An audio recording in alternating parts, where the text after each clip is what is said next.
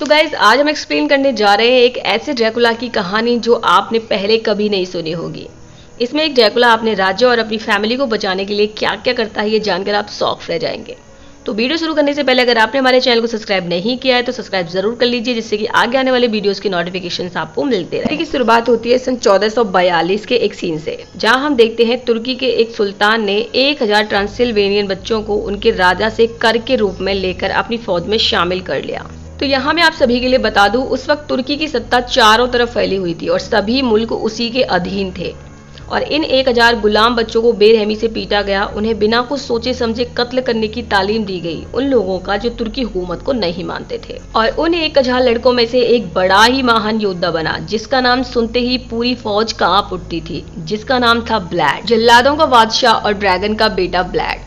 बड़ा होकर ब्लैड वापस अपने देश ट्रांसवेनिया हुकूमत करने के लिए लौट गया और उसके आवाम के लोग उसे शहजादा बुलाते थे। ब्लैड अपने आवाम के लोगों को बहुत ही प्यार करता था और सभी को बहुत खुश रखता था। एक दिन ब्लैड अपने सेवकों के साथ घूमने के लिए निकला।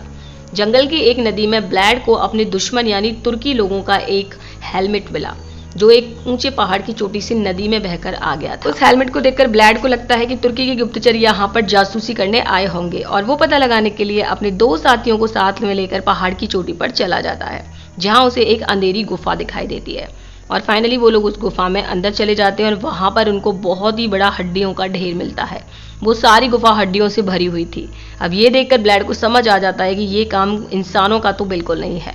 तभी वहां पर एक बहुत ही खतरनाक वैम्पायर इन पर हमला कर देता है और ब्लैड के 2 साथी मारे जाते हैं। लेकिन ब्लैड उस वैम्पायर से बच के उस गुफा से थोड़ा सा बाहर निकल आता है, जहां पर थोड़ी सी धूप आ रही थी और वैम्पायर धूप में नहीं आ सकते थे, इसलिए ब्लैड बच जाता है और वहां से भाग जाता है।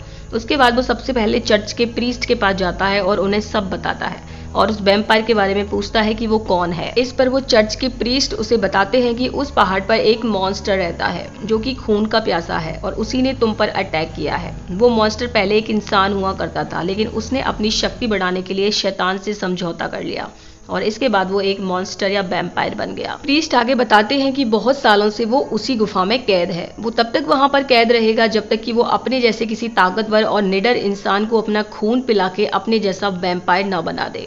और अगर ऐसा होता है तो वो इंसान वैम्पायर बन जाएगा और वो उस गुफा से आजाद हो जाएगा। और उसके बाद ब्लैड अपने महल में आ जाता है और जहाँ हमें पता चलता है कि ब्लैड के एक बेटा है और एक पत्नी भी होती है। और उसके बाद समय बीतता जाता है और एक दिन टर्की का एक सिपाही उसके महल में आता है अपना कर लेने के लिए। मैंने आप सभी को पहले ही बता दिया है कि उस समय तुर्की साम्राज्य फैला हुआ था और सभी छोटे मुल्कों को तुर्की के लिए हर साल कर देना पड़ता था। कर में सोना चांदी पैसे सब कुछ देना पड़ता था। अब ये सिपाही ब्लैड से कर ले लेता है और कर के साथ साथ 1000 गुलाम बच्चे अपनी सेना में शामिल करने के लिए मांगता है और वो कहता है कि इन 1000 बच्चों में ब्लैड का बेटा भी होना चाहिए, यही टर्की के सुल्तान का आदेश है। इस पर ब्लैड बच्चे देने से मना कर देता है और टर्की के सुल्तान के पास जाता है उससे बात करने के लिए, लेकिन सुल्तान मानने वाला नहीं था। उसका कहना था या तो अपने बेटे और बाकी बच्चों को हमारी फौज में भेज दो, नहीं तो हम तुम्हारे मुल्क पर आक्रमण करेंगे। और इसके बाद फाइनली ब्लैड अपने मुल्क को उसके आक्रमण से बचाने के लिए अपने बेटे को देने के लिए तैयार हो जाता है। और अब तुर्की के सिपाही उसके बेटे को लेने आते हैं, लेकिन अचानक से ही उसका मन बदल जाता है और वो सारे सिपाहियों को वहीं पर मार देता है। अब ब्लैड को पता था कि जैसे ही सुल्तान को पता चलेगा तो वो उन पर हमला करने जरूर आएगा, इसलिए वो अपनी सिपाही पत्नी और बच्चों को वापस महल भेज देता है और खुद उसी मॉन्स्टर वाली गुफा में चला जाता है, जहां उसका सामना उस वैम्पायर से होता है। वैम्पायर उसे कहता है कि मैं वर्षों से तुम्हारे जैसे निडर इंसान का इंतजार कर रहा हूँ, इस गुफा से बच के जाने के बाद भी तुम वापस मरने के लिए आ गए। इस पर ब्लैड वैम्पायर से मदद मांगता है क्योंकि उसे अपने मुल्क को बचाना था। अब यहाँ पर वैम्पायर भी अपने कर्ज से मुक्त होना चाहता था और वापस एक इंसान बनना चाहता था। इस पर वो वैम्पायर अपना हाथ काटकर अपना खून निकालता है और ब्लैड को उसे पीने के लिए कहता है। ब्लैड पूछता है कि इसे पीने से क्या होगा। इस पर वैम्पायर उसे कहता है कि इसे पीते ही मेरी सारी शक्तियां तुझे मिल जाएंगी और तुम इतने ताकतवर बन जाओगे कि अपने दुश्मन की बड़ी से बड़ी फौज को अकेले ही मार दोगे। आगे वैम्पायर उसे ये भी बताता है कि इस खून को पीने के अगर 3 दिन तक तुम किसी इंसान का खून नहीं पीते हो और खुद पर कंट्रोल कर लेते हो तो चौथे दिन तुम वापस इंसान बन जाओगे और अगर पी लिया तो हमेशा के लिए तुम वैम्पायर बनकर रह जाओगे। अब क्या था, अपने परिवार और अपने मुल्क को बचाने के लिए ब्लैड उसका खून पी जाता है। खून पीने के थोड़ी देर के बाद ही ब्लैड वैम्पायर बन जाता है और अब उसके अंदर बहुत सारी पावर्स आ जाती हैं और हजारों की संख्या में चमगादड़ें ब्लैड का साथ देने लगती हैं। अब ब्लैड अपने महल में आ जाता है, लेकिन अभी टर्की के एक बड़ी सेना उन पर आक्रमण कर देती है और इन सबसे लड़ने के लिए ब्लैड अपने महल से अकेला ही निकलता है और इनसे भिड़ जाता है। देखते ही देखते वो सारी की सारी सेना को मार देता है। अब जब वो वापस महल की तरफ लौटता है तो उसके साथी उसे देखकर हैरान हो जाते हैं कि अकेले ने कई हजार सैनिकों को कैसे मार दिया। ब्लैड के साथी उससे पूछते हैं कि तुमने ये सब कैसे किया। इस पर ब्लैड कहता है कि इसके बारे में मुझसे अभी कुछ मत पूछो। टर्की का सुल्तान अभी और बड़ी सेना के साथ यहाँ पर आता होगा और हम सबको महल से निकलकर चर्च में जाना होगा ताकि हम सेफ रह सकें, क्योंकि चर्च एक पहाड़ी पर था जहाँ से हमें लड़ने में भी आसानी होगी। अगले सीन में हम देखते हैं कि ब्लैड की पत्नी को उसके ड्रैकुला होने का राज पता चल जाता है और वो ब्लैड का साथ देती है। और उधर हम देखते हैं कि टर्की के सुल्तान को यह पता चलता है कि उसके सैनिक मारे जा चुके हैं, तो वो बहुत गुस्से में आ जाता है और लाखों की संख्या में फिर से सैनिक भेजता है। ब्लैड अपने साथियों को और अपने मुल्क के लोगों को चर्च की तरफ रवाना कर देता है, लेकिन खुद उनके साथ नहीं जाता। वो ऐसा इसलिए करता है क्योंकि अभी दिन का समय था और धूप निकली हुई थी। अब क्योंकि ब्लैड एक वैम्पायर बन चुका था तो वो धूप में नहीं निकल सकता था, इसलिए वो उनसे कहता है कि तुम लोग चलो, मैं तुम्हें शाम को वहीं पर मिलता हूँ। और इसके बाद सब लोग चर्च की तरफ निकल जाते हैं। ब्लैड इंसानों का खून पीने के लिए मरा जा रहा था, पर वो खुद पर बहुत ही मुश्किल से कंट्रोल कर लेता है। अब रात हो जाती है और टर्की के कुछ सिपाही इन लोगों पर रास्ते में ही हमला कर देते हैं, लेकिन तभी वहां पर ब्लैड आ जाता है और सबको मार देता है। लेकिन टर्की के एक दो सिपाही बच जाते हैं और वो जाकर सबको बता देते हैं कि ब्लैड ड्रैकुला बन चुका है और उसको हराना नामुमकिन है। अब जब ये बात सुल्तान को पता चलती है तो वो अपनी फौज की आंखों पर पट्टी बांध देता है, क्योंकि वो ब्लैड का शैतानी रूप देख ही ना पाए। जब ब्लैड का शैतानी रूप उनको दिखाई ही नहीं देगा तो उन्हें डर भी नहीं होगा, और डर नहीं होगा तो वो आराम से लड़ पाएंगे, क्योंकि इंसान का डर ही उसे कमजोर बना देता है। और उधर हम देखते हैं कि ब्लैड और बाकी लोग चर्च पहुंच जाते हैं। वहां पर चर्च के पादरी को ब्लैड का सच पता चल जाता है और वो चर्च का आदमी सब लोगों को बता देता है कि वो एक ड्रैकुला बन चुका है। अब उसी के अपने लोग ब्लैड को मारने की कोशिश करते हैं। तभी ब्लैड अपने लोगों पर गुस्सा होने लगता है और कहता है कि मैंने तुम लोगों के लिए क्या कुछ नहीं किया, ये जो ड्रैकुला मैं आज बना हुआ हूँ वो सिर्फ तुम लोगों को बचाने की वजह से।